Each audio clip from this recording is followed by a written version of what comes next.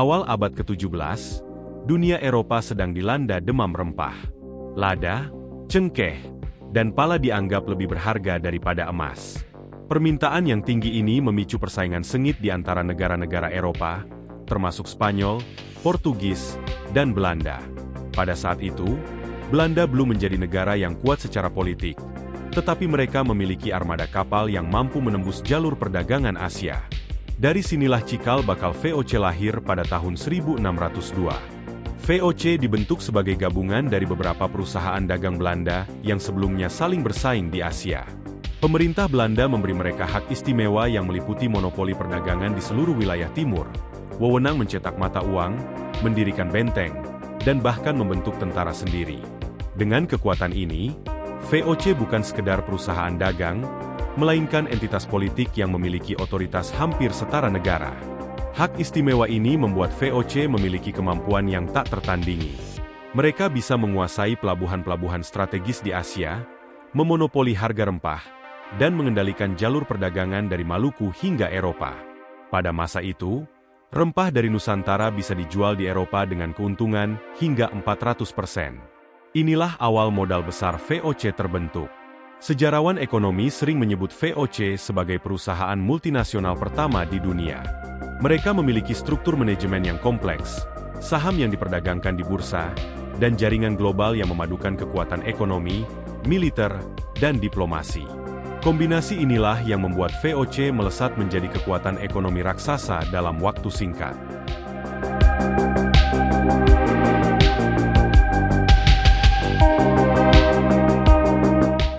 VOC bukan hanya perusahaan dagang biasa. Mereka adalah pelopor dalam sistem perdagangan saham modern. Sejak awal berdirinya pada tahun 1602, VOC mengeluarkan saham yang dapat dibeli masyarakat, termasuk para pedagang kaya, bangsawan, dan bahkan warga biasa di Belanda. Bursa saham pertama di dunia, yang berdiri di Amsterdam, menjadi tempat perdagangan saham VOC, memungkinkan siapapun yang memiliki modal untuk ikut menikmati keuntungan dari perdagangan rempah-rempah. Sistem ini memberi VOC modal yang sangat besar dan stabil. Berbeda dengan ekspedisi dagang sebelumnya yang harus mencari dana setiap kali berlayar, VOC memiliki pendanaan jangka panjang dari para pemegang saham. Dengan modal yang terkumpul, mereka bisa membangun armada kapal yang lebih besar, membayar prajurit, menyewa ahli navigasi, dan membangun gudang penyimpanan di pelabuhan strategis. Modal ini pula yang memungkinkan VOC bertahan dalam persaingan sengit melawan kekuatan maritim lain, seperti Portugis dan Inggris. Keuntungan VOC sangat menggiurkan. Laporan keuangan abad ke-17 menunjukkan bahwa return investasi VOC bisa mencapai 40% per tahun. Angka yang bahkan di zaman modern sulit dicapai oleh perusahaan legal. Tak heran jika saham VOC menjadi incaran investor, membuat nilai perusahaan ini meroket hingga diperkirakan setara triliunan dolar Amerika jika dikonversi ke nilai uang saat ini. Dengan kekayaan sebesar itu, VOC mampu mempengaruhi kebijakan pemerintah Belanda, bahkan kadang melobi keputusan politik demi keuntungan mereka.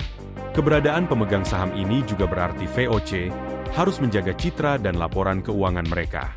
Namun, transparansi di zaman itu tidak seperti sekarang.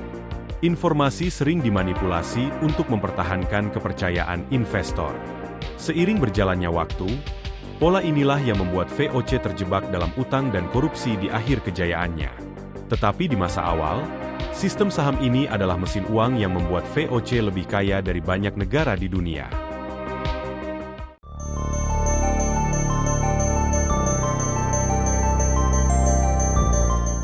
Keunggulan terbesar VOC dibanding pesaingnya adalah hak monopoli yang diberikan langsung oleh Staten-Generaal, Parlemen Belanda.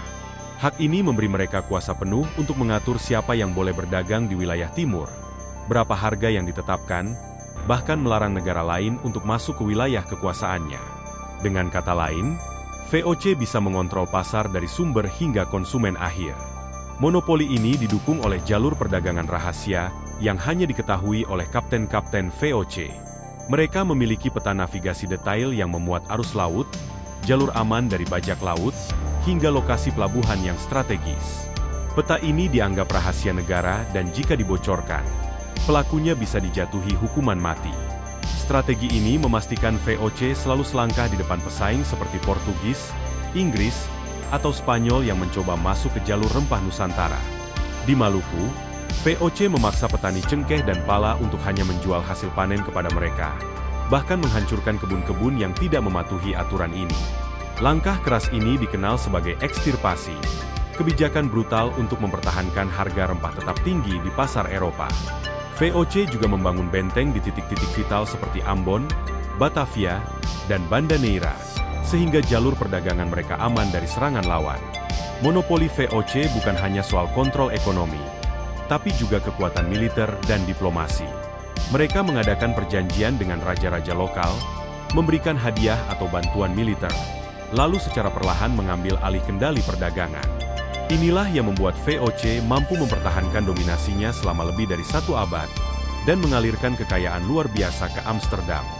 Selama periode puncaknya, VOC menguasai hampir 50% perdagangan dunia di sektor tertentu, sesuatu yang bahkan negara modern pun sulit menandingi.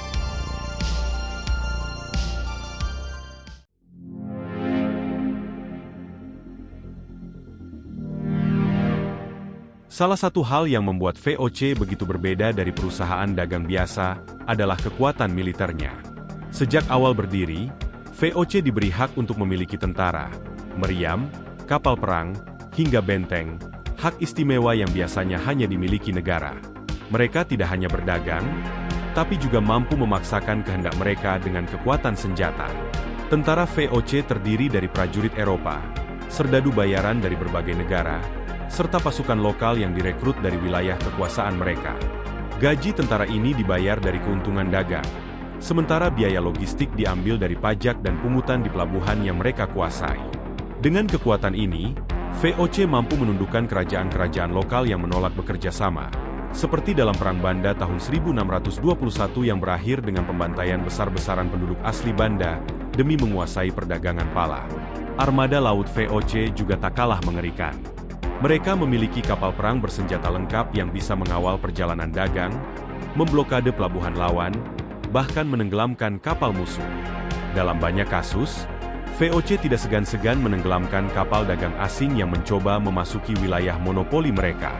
Tindakan ini membuat VOC dijuluki sebagai sang negara di laut, karena kekuatan maritimnya setara dengan angkatan laut kerajaan.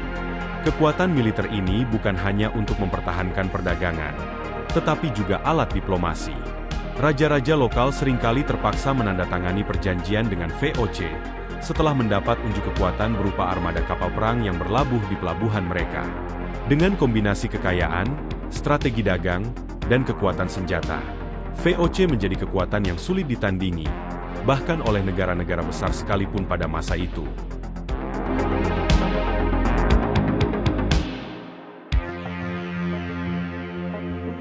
Pada tahun 1619, VOC merebut pelabuhan Jayakarta dari Kesultanan Banten dan membangunnya kembali dengan nama Batavia. Kota ini bukan sekedar pusat perdagangan, melainkan markas besar VOC di Asia.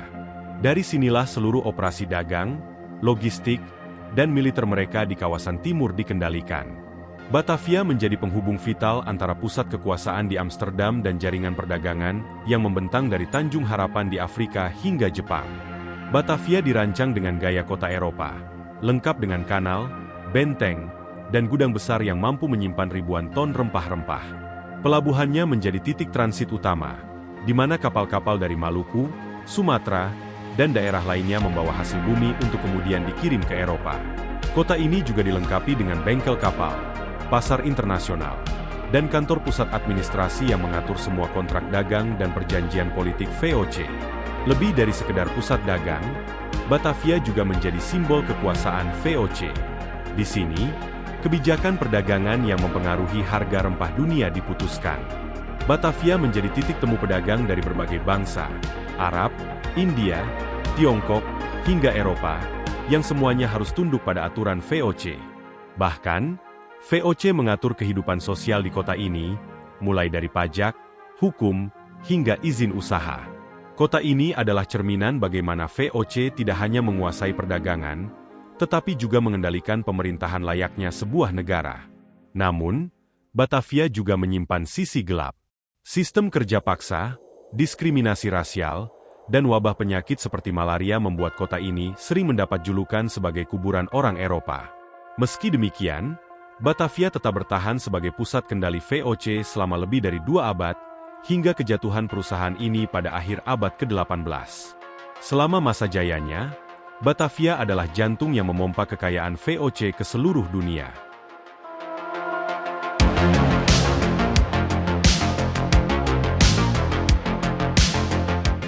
VOC bukan hanya beroperasi di Nusantara atau Asia Tenggara. Mereka membangun jaringan global yang membentang dari Cape Town di Afrika Selatan hingga Nagasaki di Jepang, dari Maluku hingga Amsterdam. Setiap titik dalam jaringan ini memiliki fungsi khusus. Ada yang menjadi pusat produksi rempah, ada yang berperan sebagai pelabuhan transit, dan ada yang menjadi pasar penjualan. Pola ini memungkinkan VOC mengontrol pasokan dan harga di seluruh jalur perdagangan internasional. Di Afrika Selatan, VOC mendirikan Tanjung Harapan sebagai stasiun perbekalan untuk kapal yang berlayar antara Eropa dan Asia. Di India, mereka menguasai pelabuhan penting seperti Surat dan Cochin untuk perdagangan tekstil dan rempah. Di Jepang, mereka mendapatkan izin eksklusif untuk berdagang di pelabuhan Dejima, satu-satunya pintu masuk bagi pedagang barat ke negeri Sakura pada masa itu. Semua titik ini terhubung dalam sistem logistik yang rapi, memastikan kapal VOC selalu membawa muatan penuh, baik saat berangkat maupun kembali. Keunggulan VOC terletak pada kemampuannya mengintegrasikan perdagangan antar benua. Mereka tidak hanya menjual rempah dari Asia ke Eropa, tetapi juga berdagang tekstil India ke Indonesia, membawa perak dari Jepang ke India, dan mengirimkan barang-barang Eropa ke pasar Asia. Dengan memanfaatkan perbedaan harga antar wilayah, VOC memperoleh keuntungan berlipat ganda di setiap segmen perdagangan. Sistem ini adalah cikal bakal dari perusahaan multinasional modern. Mereka memiliki kantor perwakilan di berbagai negara, staf manajemen internasional, dan sistem pembukuan yang canggih untuk zamannya. Sejarawan menyebut VOC sebagai organisasi bisnis pertama yang benar-benar beroperasi lintas benua dengan skala besar. Inilah yang membuat kekayaannya tidak hanya bersumber dari satu komoditas, tetapi dari seluruh rantai perdagangan global yang mereka kuasai.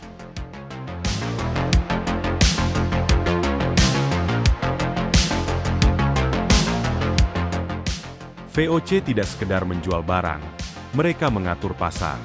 Salah satu strategi yang membuat mereka begitu kaya adalah kendali penuh atas harga rempah. Karena memegang monopoli, VOC bisa menentukan harga beli di daerah produksi, seperti Maluku, dengan sangat rendah, lalu menjualnya di Eropa dengan harga berkali lipat. Keuntungan bisa mencapai 200–400% untuk setiap muatan kapal, sebuah keuntungan yang nyaris mustahil dicapai oleh pedagang biasa. Untuk menjaga harga tetap tinggi di pasar Eropa, VOC sengaja membatasi pasokan. Jika panen rempah melimpah, mereka tidak langsung menjual semuanya. Sebagian besar stok disimpan di gudang Batavia atau Amsterdam, menunggu harga naik. Bahkan, dalam kasus ekstrim, VOC membakar atau membuang sebagian stok rempah ke laut demi mencegah harga turun. Tindakan ini menunjukkan bahwa VOC tidak hanya berdagang, tapi juga memainkan peran sebagai pengatur ekonomi global. Manipulasi pasar ini tidak berhenti di rempah. VOC juga terlibat dalam perdagangan komoditas lain seperti teh, kopi, dan gula. Di Jawa, mereka memanfaatkan sistem tanam paksa lokal yang membuat petani wajib menanam komoditas tertentu untuk dijual kepada VOC dengan harga yang mereka tentukan. Dengan menguasai produksi, distribusi, dan penjualan, VOC menciptakan sistem tertutup di mana keuntungan selalu kembali ke kas perusahaan. Kebijakan ini memang menghasilkan kekayaan luar biasa, tetapi juga memicu perlawanan. Petani lokal merasa terjepit, sementara kerajaan-kerajaan kecil kehilangan kedaulatan ekonominya. Namun, selama lebih dari 1 abad, strategi manipulasi pasar ini berjalan mulus karena VOC didukung oleh kekuatan militer dan jaringan diplomasi yang luas. Mereka tidak hanya menjadi pedagang, tetapi juga penguasa yang tak terlihat di balik harga komoditas dunia.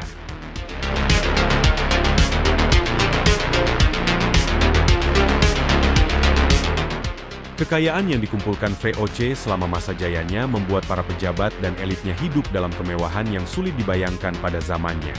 Para gubernur jenderal VOC di Batavia, misalnya, tinggal di istana besar dengan arsitektur Eropa, taman luas, perabot mewah, dan pelayan pribadi yang jumlahnya bisa mencapai puluhan.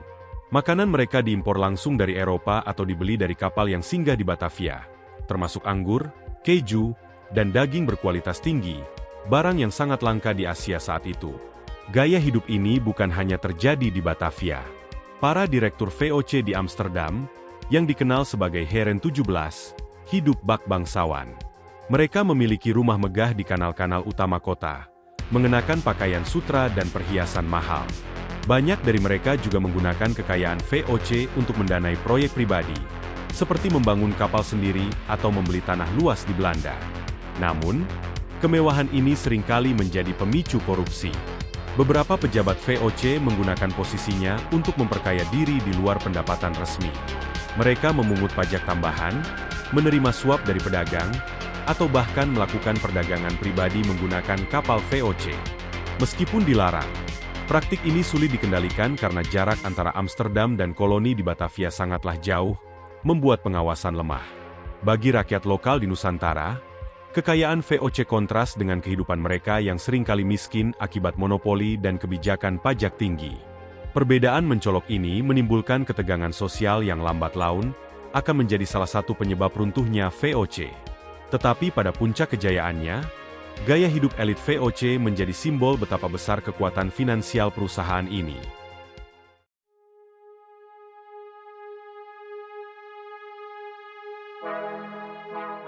Di balik kejayaan dan kekayaannya, VOC perlahan digerogoti oleh penyakit dalam yang sulit diobati, yaitu korupsi.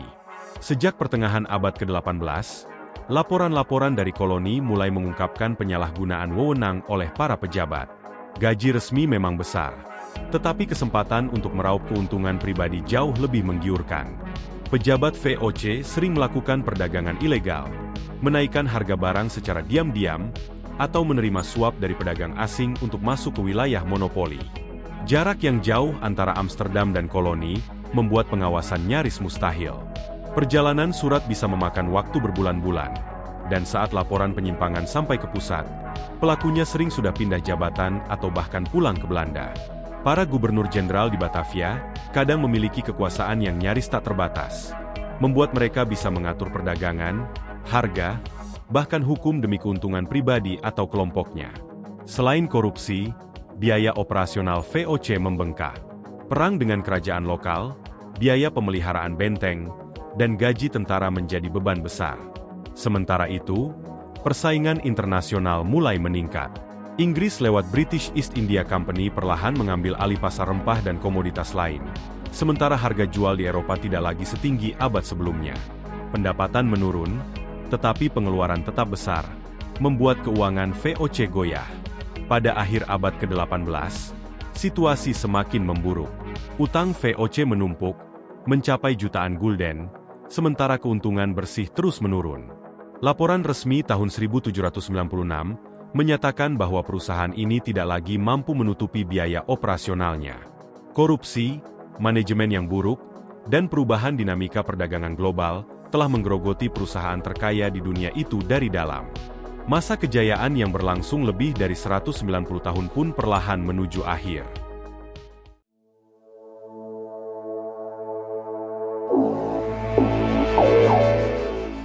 Setelah membedah perjalanan VOC dari awal kejayaannya hingga kejatuhan, satu pertanyaan besar muncul.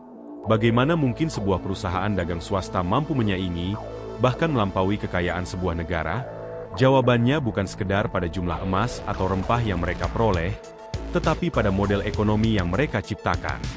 VOC memperkenalkan sistem keuangan modern, saham, obligasi, bursa efek, dan monopoli terorganisir. Dengan kata lain, VOC tidak hanya berdagang, mereka membentuk sebuah arsitektur ekonomi global yang berpengaruh hingga hari ini. Warisan inilah yang membuat VOC tetap relevan dibicarakan dalam konteks sejarah kapitalisme dunia. Di Batavia, VOC menguasai perdagangan rempah dengan sistem monopoli yang ketat. Tapi yang lebih revolusioner, mereka juga menciptakan mekanisme pembiayaan publik melalui penjualan saham di Amsterdam Stock Exchange, bursa efek pertama di dunia.